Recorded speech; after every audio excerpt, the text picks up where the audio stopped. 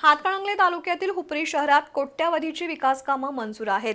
त्यामध्ये अतिक्रमण नियमितीकरणासह पाणीपुरवठा योजना, सिटी सर्वे, पंचवार्षिक कर आकारणी, सांडपाणी प्रक्रिया केंद्र, भुयारी गटर योजना, महापुरुषांच्या पुतळा परिसराचं सुशोभीकरण, नमो उद्यान, शहराच्या सभोवती कमानी यासह शहरवासियांचा महत्त्वाचा प्रश्न असलेल्या नोटरीद्वारे खरेदीच्या नोंदी नगर परिषदेच्या वतीनं करण्यात येणार आहेत, अशी माहिती नगराध्यक्ष मंगलराव माळगे आणि मुख्याधिकारी अजय नरळे यांनी पत्रकार परिषदेत दिली।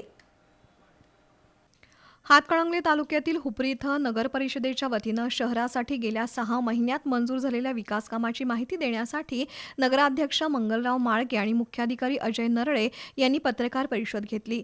हुपरी शहरासाठी केंद्र आणि राज्य सरकारनं कोट्यवधी रुपयांचा निधी विकास कामासाठी दिलाय।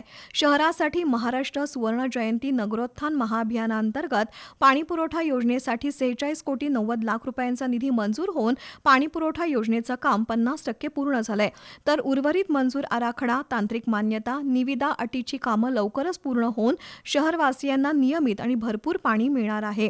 यासह शहरातील सिटी सर्वेचं काम, मालमत्ता हक्काची नोंदीची स्पष्टता अद्ययावत करण्याचं काम चालू आहे। सर्वेक्षण पूर्ण होऊन शहरवासियांना प्रॉपर्टी कार्ड उपलब्ध होणार आहे। यासह शहरातील नोटरीद्वारे खरेदी केलेल्या मालमत्ता धारकांच्या नोंदी नगर परिषदेच्या वतीनं घालणार आहे।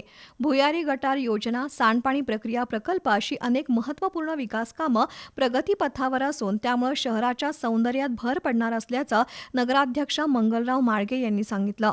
तर शासनाच्या नियमानुसार नगर परिषदेकडून चतुर्थ आणि पंचवार्षिक कर आकारणी प्रक्रिया राबवून मालमत्तांचं सर्वेक्षण, नवीन घराची कर आकारणीपासून वंचित मालमत्तेची नोंद यासह कर नोंदीचं संगणकीकरण करणार आहे।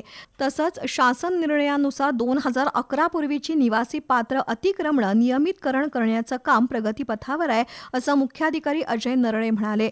पत्रकार परिषदेला पक्षप्रतोद अमेय जाधव, आरोग्य सभापती संतोष वाळवेकर, पाणीपुरवठा सभापती गणेश वाईंगडे, महिला बाल कल्याण सभापती नम्रता कांबळे, नगरसेविका सोनाली जाधव उपस्थित होत्या।